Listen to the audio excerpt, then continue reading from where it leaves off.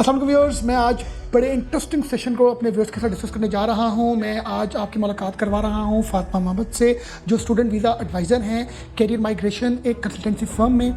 इनसे हम आज जानेंगे कि कौन से ऐसे मीडियम्स हैं जिनके थ्रू हम बाहर स्टडी वीज़ा के हवाले से जा सकते हैं, सेटलमेंट के हवाले से जा सकते हैं, इमिग्रेशन के हवाले से जा सकते हैं। ईजीएस्ट मोड क्या है बाहर जाने के लिए, कौन सा कंट्री है जिसकी जो रिक्वायरमेंट्स बड़ी ईजी हैं, जो ईजिली मीटअप हो सकती हैं। इस बारे में आप हमें प्लीज़ एडवाइस करें।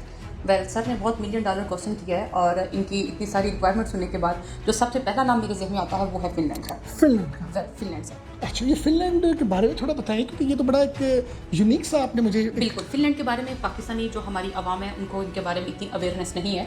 उसकी मल्टीपल रीजन हैं। फर्स्ट ऑफ ऑल मैं आप लोगों को फिनलैंड का एक छोटा सा ओवरव्यू दूंगी कि फिनलैंड जो है वो यूरोपियन कंट्री है और इसमें कोई भी स्टूडेंट स्टडी वीज़ा पे जाता है या अगर वर्क वीज़ा पे वो जा रहा है तो उनको बिल्कुल वैसे ही वो तमाम फैसिलिटीज़ मिलेंगी जो अगर आप किसी भी अदर यूरोपियन कंट्री में जाते हैं जहाँ पे जाना आपका ख्वाब बन चुका है। अब उसमें ये होता है कि आपका जब स्टडी आपका एडमिशन लेटर आपके पास आ चुका है तो उसके बाद जो दूसरा प्रोसेस होता है, जो मेन प्रोसेस जिसको हम कहते हैं, वो होता है आपका वीज़ा अप्लाई करना सर। अच्छा, अब वीज़ा अप्लाई करने के लिए सर आपको आपकी जो कंसर्न एम्बेसी होती है वो आपको अपॉइंटमेंट देती है। ठीक है, आप स्टूडेंट्स की जो है वो इतने ज़्यादा स्टूडेंट्स हैं, इतनी तादाद है कि जिसमें से आधे स्टूडेंट्स को जो है अपॉइंटमेंट मिलती है, जबकि बाकी सिर्फ हाथ के ऊपर हाथ रख के बैठे वेट कर रहे होते हैं कि हमें अपॉइंटमेंट मिल जाए। स्टूडेंट के अलावा वर्क परमिट और इमिग्रेशन जो सबकी सिचुएशन सेम चल रही है, whether it's work permit, whether it's आपकी कह लें कि फैमिली वीज़ा है। तो इन तमाम इश्यूज़ को फेस करते वक्त स्टूडेंट अपने साल और 2 साल जो है अपने कीमती वक्त बचाते हैं। वेस्ट हो जाता है। बिल्कुल 100% आपका। क्योंकि मकसद मैडम हमारा ये है कि लोग जो बाहर जाना चाहते हैं वो किसी भी मीडियम के थ्रू बाहर मतलब करें। उसमें आपने बताया फिनलैंड, मैं रिकमेंड करूँगी फिनलैंड, क्योंकि फिनलैंड का वीज़ा रेशो सर बहुत अच्छा है। अब स्टूडेंट वीज़ा के लिए मैं आपके पास आ गया हूँ, ठीक है, मेरी बैचलर्स डिग्री है या मास्टर्स है या इंटरमीडिएट है, तो अब फर्दर रिक्वायरमेंट्स क्या होंगी? मेरा एम्बेसी में इंटरव्यू होगा, मैं आइल्स दूंगा, आइल्स के अलावा और क्या ऑप्शन होगी, कितना मेरा वो टाइम पीरियड लगेगा, थोड़ा उस बारे में हमें ज़रा गाइड कीजिए। वेल सर, ये आपने बहुत अच्छा क्वेश्चन किया है। अब इंटरमीडिएट के स्टूडेंट अगर आप मेरे पास आए, आप एडमिशन लेना चाहते हैं, तो उसकी जो सबसे ज़्यादा मेन और जो फर्स्ट रिक्वायरमेंट है, इंटरमीडिएट तो आपने पहले ही सर किया हुआ है, आपके पास उसका रिजल्ट कार्ड है। तो मेरा पहला सवाल आपसे ये होगा कि क्या आपके पास आइल्स या पीटीई है? नहीं है, तो वो आपको करना पड़ेगा, क्योंकि फिनलैंड में एडमिशन लेने के लिए आइल्स और पीटीई ये एक मेन रिक्वायरमेंट है। ये इसके बगैर आप एडमिशन नहीं कर सकते। अच्छा, एक चीज़ मैं यहाँ पे ऐड करूँ कि बैचलर के लिए अब तक उन्होंने आइल्स और पीटीई का कोई रिक्वायरमेंट नहीं थी। इस साल से उन्होंने बैचलर के लिए आइल्स और पीटीई जो है वो ऐड कर दिया। और ये रिक्वायरमेंट मास्टर्स के लिए है? जी एग्जैक्टली, ये मास्टर के लिए भी ऐसे ही है, एक्सेप्ट पीएचडी स्टूडेंट। अच्छा, आप मुझे बताएं कि इसके वो स्कोर कितने चाहिए होते हैं, क्योंकि कनाडा के यूएसए के तो बहुत। जी अगर हम बैचलर की बात करें तो बैचलर के पीटीई की जो स्कोर की मिनिमम रिक्वायरमेंट है वो 56 to 58 होने चाहिए पीटीई के अंदर। वेल, और अगर हम आर्ट्स की बात करें तो आपके 6 ओवरऑल बैंड होने चाहिए, no less than 5.5 band in every module. ठीक है, ये बड़े रिलैक्सिंग है। जी बिल्कुल ऐसे ही है, बिल्कुल ऐसे ही है। वेल, और अगर हम मास्टर की बात करें तो मास्टर में आपके पीटी के जो स्कोर है वो 64 to 68 होने चाहिए, और अगर हम आर्ट्स बैंड की बात करें तो ओवरऑल आपका 6.5 होना चाहिए, no less than 6 band in writing. अच्छा, अब हमने आइल्स कर लिया, ठीक है। वेल, आपने आर्ट्स कर लिया। आर्ट्स करने के बाद हम आपसे आपके जो एजुकेशनल बैकग्राउंड के जो डॉक्यूमेंट्स हैं हम आपसे बोलेंगे, आपका मोटिवेशन लेटर, आपकी सीवी, ये तमाम चीज़ें तैयार की जाएंगी और उसके बाद हम आपका एडमिशन अप्लाई कर देंगे। वेल, जब हम आपका एडमिशन अप्लाई करेंगे तो फिनलैंड की एक चीज़ बहुत अच्छी है कि इसमें एक ही मेजर इंटेक होता है, वो होता है सितंबर इंटेक, और इनका एडमिशन जो पोर्टल है वो सिर्फ 16 से 17 दिन के लिए ओपन होता है। अच्छा, सिर्फ 16-17 दिन के लिए ओपन किस मंथ में होता है ओपन? जनवरी में। अच्छा, कुछ यूनिवर्सिटीज़ की जो एडमिशन है ना वो दिसंबर में भी स्टार्ट होते हैं, वो सेपरेट एप्लीकेशन होती है और उसमें हमें देखना पड़ता है कि हमारा प्रोग्राम उस यूनिवर्सिटी के अंदर आ रहा है या नहीं आ रहा है। आप सेपरेट भी अप्लाई कर सकते हैं, और जो बेसिक जो एक मेन जो चीज़ है ज्वाइंट एप्लीकेशन होती है वो 3 जनवरी से लेकर 17 जनवरी तक होती है। वो ज्वाइंट एप्लीकेशन होती है, आपने 6 से 7 यूनिवर्सिटीज़ को सिलेक्ट करना होता है और आपने अपने डॉक्यूमेंट्स जो है वो अपलोड कर देना होता है। अपलोड करने के बाद कितना टाइम के बाद हमें आता है फीडबैक आता है, और फिर एम्बेसी में इंटरव्यू कब होता है? वेल, अगर हम बात करें, अगर आपके सारे डॉक्यूमेंट्स इतने वेल प्रिपेयर्ड हैं कि आपको बाद में कोई डॉक्यूमेंट अपलोड नहीं करना पड़ा तो 1.5 मंथ के अंदर आपको रिस्पांस मिल जाता है। उसके बाद जो आपकी एक और मेन रिक्वायरमेंट थी, आपकी कह रहे थे कि हम अगर अपने स्पाउस को हम साथ ले जा सकें, और अगर आपके 3, 4, 5 बच्चे हैं तो आपके बच्चे भी एट अ टाइम आपके साथ ट्रैवल कर सकते हैं, और इसका वीज़ा रेशो बहुत अच्छा है। सबसे बड़ी बात मतलब आप विद फैमिली आप ट्रैवल कर सकते हैं। एक्जैक्टली, आप विद फैमिली ट्रैवल। तो उसके लिए हमें क्या करना पड़ेगा? आप हमें आगे भी अब सर, इसके 2 से 3 जो हैं वो पाथवे होते हैं। जो सबसे ज़्यादा इजी और फास्ट प्रोसेस है उसमें वो है एडमिशन लेने, आप यूनिवर्सिटी के अंदर एडमिशन लें। ठीक है, उसका प्रोसेस ये होता है कि वेदर अगर तो आप सिंगल हैं तो ठीक है, आप एडमिशन लेंगे, आपका वीज़ा रेशो चूँकि ऑलरेडी बहुत अच्छा है, आप एक सिस्टम के थ्रू गुजरते हुए आपका वीज़ा लग जाएगा। मगर आजकल उनका मेन कंसर्न ये है विद फैमिली हम चाहें यहाँ से, और विद फैमिली के साथ इस वक्त वाहिद कंट्री है जो बहुत रीज़नेबल प्राइस के साथ आपको ऑफर कर रहा है, वो सिर्फ फिनलैंड है। ठीक है, तो उसमें मैं ये चीज़ ऐड करना चाहूँगी कि जो मेन एप्लीकेंट होता है वो यूनिवर्सिटी में एडमिशन लेता है, उसका यूनिवर्सिटी में एडमिशन हो जाता है और बाकी जो उनका इंडिपेंडेंट होता है, आपका इंडिपेंडेंट चाहे आपका शौहर है चाहे आपकी बीवी है और आपके बच्चे हैं, वो एज अ इंडिपेंडेंट आपके साथ जो है वो वहाँ पर जा सकते हैं। आपके बच्चे वैसे ही स्कूल्स में एडमिशन लेंगे जैसे फिनिश नेशनल्स जो होते हैं उनके बच्चों का एडमिशन। नहीं, हमें अपने बच्चों के लिए क्या फीसेस देनी पड़ेगी कि नहीं देनी पड़ेगी? इसके भी डिफरेंट क्राइटेरियाज हैं। अगर हम बात करें कि जैसे ही आप फौरी तौर पे फिनलैंड के अंदर आप लैंड हुए हैं, ठीक है, और अभी स्टार्ट में आपको स्ट्रगल करनी पड़ रही है, 1 से 2 महीना आपके पास कोई जॉब नहीं है, तो फिनलैंड के वहाँ पे डे केयर बने हुए हैं, वहाँ पे आपके बच्चे को एडमिट किया जाएगा, उसकी बेसिक नेसेसिटीज़ फिनलैंड की गवर्नमेंट जो है वो पूरा करेगी और उसमें आपको कुछ भी पे नहीं करना पड़ेगा। बेसिक में वो स्टडीज कम फर्स्ट। जी बिल्कुल, स्टडीज़ कम फर्स्ट। और अगर आप जॉब पर जा रहे हैं तो आपके बच्चों की अगर केयर करने के लिए आपके घर में कोई नहीं है तो वहाँ पे डे केयर सेंटर बने हुए हैं। जब तक आपको जॉब नहीं मिल जाती, आप अपने पैरों पे खड़ा नहीं हो जाते, तब तक आपको अपने बच्चों की स्टडीज़ के लिए कुछ भी पे नहीं करना। स्टडी के हवाले से वहाँ पर कौन से सिटीज़ हैं, आप पहले ये एडवाइस करें जहाँ पर हमें एजुकेशन की यूनिवर्सिटीज़ की ऑप्शन ज़्यादा हैं और वहाँ पर यूनिवर्सिटीज़ में हॉस्टल्स बने होते हैं, मतलब एकोमोडेशन के हवाले से आप फैमिली के साथ रह सकते हैं, फ़ीस स्ट्रक्चर क्या होता है, डिग्रीज़ कितने ईयर्स की होती है? मैंने 5-6 क्वेश्चन आपसे मिलकर पूछ लिए हैं, तो इनका आप जवाब प्लीज़। जी बिल्कुल, मैं स्टेप बाय स्टेप इनको कवर करती हूँ। फर्स्ट ऑफ ऑल जो आपने हमसे पूछा वो है सिटीज़ के बारे में। फिनलैंड का जो कैपिटल है वो है हेलसिंकी। तो यूनिवर्सिटी ऑफ हेलसिंकी जो बहुत सारी इनके सिटीज़ के नाम पे ही इनकी यूनिवर्सिटीज़ के नेम है। तो हेलसिंकी में होते हैं, टेम्पर में होते हैं, ओलो के अंदर होते हैं, वासा के अंदर होते हैं, स्टूडेंट्स होते हैं, और ये सब यूनिवर्सिटीज़ के नेम भी हैं और सिटी के नेम भी कहेंगे। ठीक है, प्रेफर ज़्यादातर स्टूडेंट्स ये करते हैं, वो चाहते हैं कि हम सिर्फ हेलसिंकी के अंदर जाएं जो कि उनका कैपिटल है। वेल अगर आप हेलसिंकी को छोड़ के बाकी छोटे सिटीज़ की तरफ भी जाते हैं तो उधर भी जॉब अपॉर्चुनिटीज़, जॉब मार्केट, वहाँ पर जो चीज़ें हैं वो सेम है। वहाँ पर कभी भी ऐसे नहीं हो सकता कि आप सोचें कि मैं एक कैपिटल में जा रहा हूँ, एक बड़ी सिटी में जा रहा हूँ तो शायद वहाँ पर अपॉर्चुनिटीज़ उतनी ही ज़्यादा होंगी। नहीं, आपकी लाइफ उतनी ही आसान होगी जितनी आपकी हेलसिंकी के अंदर है। और उसके बाद दूसरा सवाल था आपका एडमिशन फीस के बारे में। वेल अगर हम इसमें दो चीज़ें होती हैं, मैं इनको 2 पार्ट में डिवाइड करूँगी। नंबर 1 है बैचलर डिग्री। जब हम बैचलर डिग्री के लिए अप्लाई करते हैं, जो कि हम पाकिस्तानी इंटरमीडिएट के बाद यानी कि 12 क्लास पास करने के बाद जब हम एडमिशन लेते हैं ग्रेजुएशन में, तो उसमें आपको जो स्कॉलरशिप है ना वो बहुत कम मिलती है।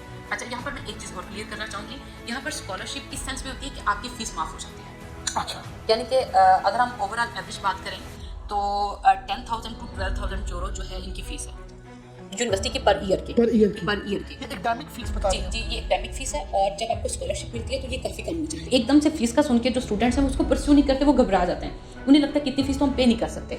मगर अगर आपका एकेडमिक बैकग्राउंड अच्छा है तो आप 70 to 80% जो है वो स्कॉलरशिप अवेल कर सकते हैं। आपकी फीस बहुत कम होके 2,000-4,000 यूरो तक आ सकती है अगर वहाँ पर आप अच्छी परफॉर्मेंस देते हैं। जी, अगर आप अच्छी परफॉर्मेंस देते हैं। अच्छा, मुझे एक बड़ा इंपॉर्टेंट क्वेश्चन मुझे पहले पूछना चाहिए था कि स्टूडेंट वीज़ा के हवाले से हम जब जाते हैं फैमिली को साथ लेके, अगर हमारी स्टडीज़ में गैप हो, जिस तरह मतलब मैं अपनी बात करूँ, अब मैंने अगर इंटरमीडिएट किया हुआ है या बैचलर्स किया हुआ है और मैं बाहर सेटल होना चाहता हूँ और स्टूडेंट वीज़ा जैसे आपने बताया one of the best option, उसमें अगर मेरी स्टडीज़ में गैप हो गए तो क्या मुझे एडमिशन मिल जाएगा? वेल ऑफ कोर्स आप एलिजिबल हैं, आपको एडमिशन मिल सकते हैं। बेसिकली ना फिनलैंड 2 से 3 चीज़ों के लिए जाना चाहता है। फिनलैंड को वर्ल्ड हैप्पीएस्ट कंट्री कहा जाता है, फ्री एजुकेशन के नाम से बहुत फेमस है। अच्छा, वो वर्ल्ड हैप्पीएस्ट कंट्री है ही इस वजह से कि वहाँ पर एजुकेशन फ्री है, और एजुकेशन फ्री होने के साथ साथ उनका जो पढ़ाने का तरीकाकार है वो इतना ईजी है, स्टूडेंट्स को वो इतना रिलैक्स कर देते हैं कि स्टूडेंट्स को कभी भी अपने ऊपर बर्डन जो है वो फील नहीं होता। अच्छा, अभी आप ये सोच रहे होंगे कि इससे प्रीवियस सवाल के जवाब में तो मैडम ने हमसे ये कहा कि 10 से 12,000 यूरो फीस है, जबकि अभी वो कह रही हैं कि फ्री एजुकेशन है। तो फ्री एजुकेशन उनके अपने सिटीजन्स के लिए है, ठीक है, उनके अपने सिटीजन है या किसी भी अदर यूरोपियन कंट्री से आपका ताल्लुक है। पहले अगर हम बाकी एशियन कंट्री की बात करें जो यूरोपियन यूनियन के अंदर नहीं आते तो आपको फी पे करनी पड़ती है, मगर उसके लिए भी उन्होंने बहुत सारी रिलैक्सेशंस रखी हुई हैं सर। आपको 50%, 80% और मास्टर के स्टूडेंट्स 99% मास्टर के स्टूडेंट को 100% स्कॉलरशिप मिलती है। अच्छा, ये आपने बताया बैचलर से रिलेटेड, किस तरह की डिग्रीज वहाँ पर ज़्यादा हैं? अगर हम उस तरह की अगर डिग्रीज लें तो उधर जॉब अपॉर्चुनिटीज़ क्या है? वहाँ पर ऐसे कोर्सेज जो हैं इंट्रोड्यूस करवाए गए हैं फिनिश की यूनिवर्सिटी, जहाँ पर 1 साल 2 साल की आप टीचर ट्रेनिंग होती है आपकी, ठीक है, वो एक तरह की आपकी स्टडीज़ भी होती है और एक तरह की आपकी ट्रेनिंग भी होती है। जब आप वो 1-2 साल का वो अपना कोर्स अपनी स्टडीज़ कंप्लीट करते हैं तो करने के बाद आप फिनलैंड के अंदर भी एज अ टीचर भी सर्व कर सकते हैं, और उनकी डिग्री इतनी वैलिड होती है कि आप अदर यूरोपियन कंट्रीज के अंदर जाकर भी सर्व कर सकते हैं उस डिग्री की बेस पे। लैंग्वेज के हवाले से क्या कि फिनलैंड की अपनी कोई लैंग्वेज है या मतलब हमें अंग्रेज़ी ही वहाँ पर बोलनी पड़ती है? वेल अगर हम लैंग्वेज की बात करें तो ऑफकोर्स लैंग्वेज बैरियर जो है वो हम सबको फेस करना पड़ता है। फिनलैंड में जो उनकी अपनी नेशनल लैंग्वेज है वो है फिनिश, और जो इंटरनेशनल स्टूडेंट है ऑफकोर्स वो एक दूसरे के साथ इंग्लिश लैंग्वेज के अंदर जो है कम्युनिकेट करते हैं। ये बहुत अच्छा होता है कि जब आप वहाँ पर जा रहे हैं तो जो फिनिश यूनिवर्सिटीज़ होती हैं वो आपको free of cost finish language के कोर्स करवाती हैं। बहुत अच्छा है अगर आप सर्वाइव करना चाहते हैं, अगर आपका एम है कि आप किसी यूरोपियन कंट्री में सेटल होना चाहते हैं, तो आप उस कंट्री की जो लैंग्वेज है उसको लाजमी सीखें। ये आगे आपकी वाइट कॉलर जॉब्स के अंदर और आपके वहाँ पे अच्छे तरीके से सेटल होने के अंदर बहुत अच्छा रोल प्ले करती है। आप मुझे बताएं मास्टर्स के हवाले से क्या एक्सपेंस हैं?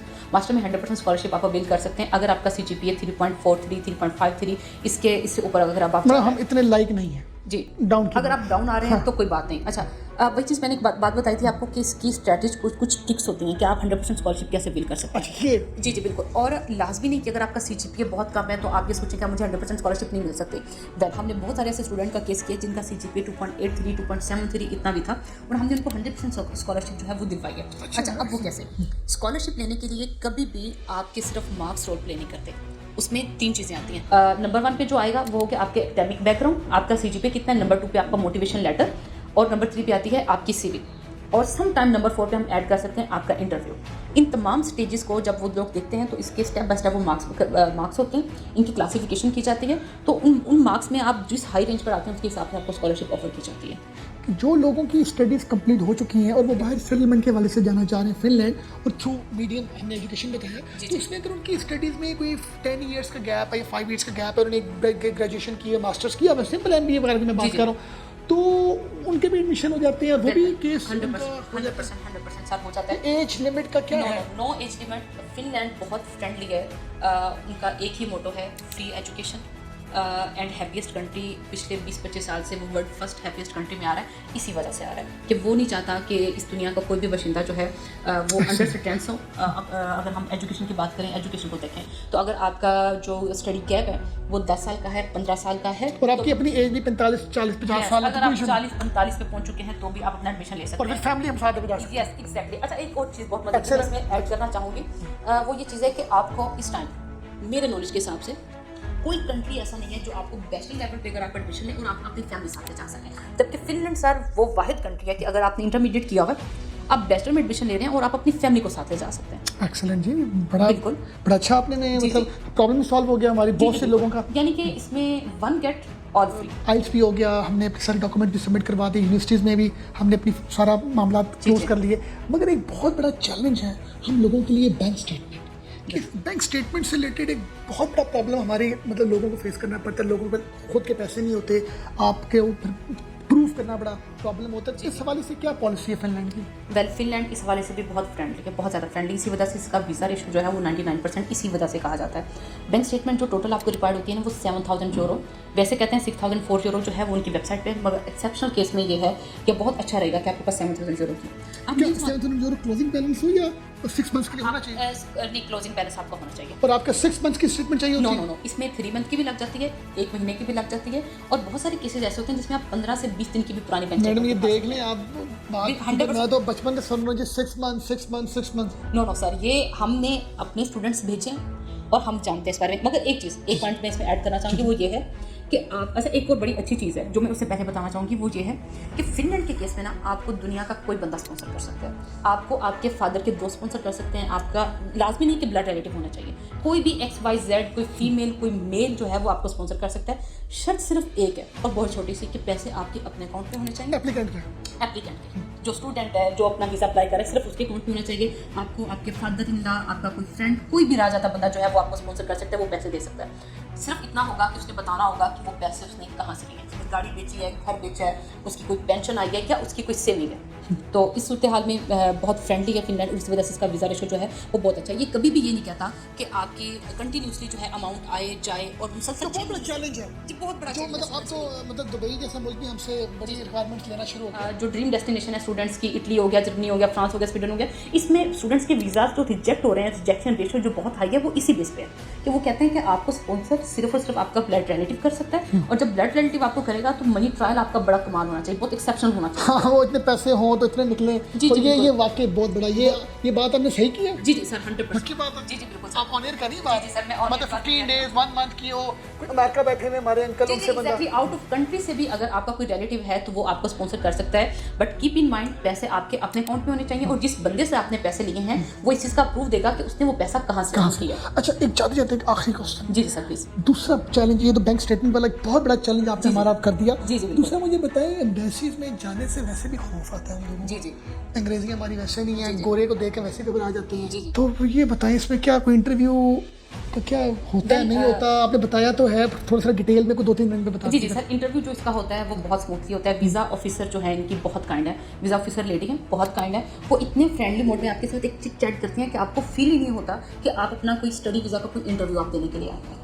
अच्छा, और इसमें जब आप कॉमन से क्वेश्चन होते हैं सर आपसे। कॉमन क्वेश्चन, आपका नाम क्या है, आप कौन से शहर में रहते हैं, अच्छा कौन से इलाके में आपका अपना घर है, आपके फैमिली मेंबर्स कितने हैं, आप फिनलैंड में ही और हम विद स्पाउस विद फैमिली जाना चाह रहे हैं, तो उसमें मतलब कोई ऐसा उनको डाउट नहीं होता कि यार आप बच्चों को लेके जा रहे हैं? नहीं, उसमें ये होता है कि वो आपके डीएनए टेस्ट वगैरह होते हैं। ऑफ कोर्स इसमें थोड़ा सा केस थोड़ा सा स्लाइटली से डिफरेंट हो जाता है। अगर आपकी फैमिली, आपके बच्चे आपके साथ जा रहे हैं, उनके डीएनए टेस्ट होता है और वो थोड़ा सा आपसे शादी के पिक्चर्स वगैरह शेयर करते हैं। वो आपसे ये पूछते हैं कि आप मिले कब थे, ठीक है, कितने साल आप लोगों की बंदी रही, आप लोगों की लव मैरिज है, आप लोगों की अरेंज मैरिज है।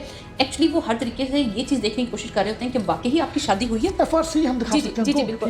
FRC अगर आप अनमेरिड हैं तो होगी, MRC होती है, आपने बकायदा अपनी MRC लेके जानी होती है। MRC stand for marriage registration certificate, वो अपना साथ लेके जाते हैं और बहुत बेसिक क्वेश्चन होते हैं। नहीं मतलब आप एज ए स्टूडेंट वीजा जा रहे हैं विद फैमिली, तो सब पूरी फैमिली का इंटरव्यू होगा? नहीं, बच्चों का नहीं होगा, पूरी फैमिली के अंदर, यानी कि मेन 2 बंदे आप हैं। ठीक है। आप अपना कोई भी, अगर आपकी शादी हुई है या आप पाकिस्तान में रह रहे हैं, दुनिया के किसी मुल्क में रह रहे हैं, तो आप इतना तो बता ही सकते हैं कि मेरा नाम जी है और मेरी इस बंदे के साथ शादी हुई है, मेरे बच्चे इतने हैं और मेरे हस्बैंड क्या करते तो आपको विद फैमिली जाना पड़ता है? जी जी बिल्कुल। चलिए ठीक होगा, ठीक होगा।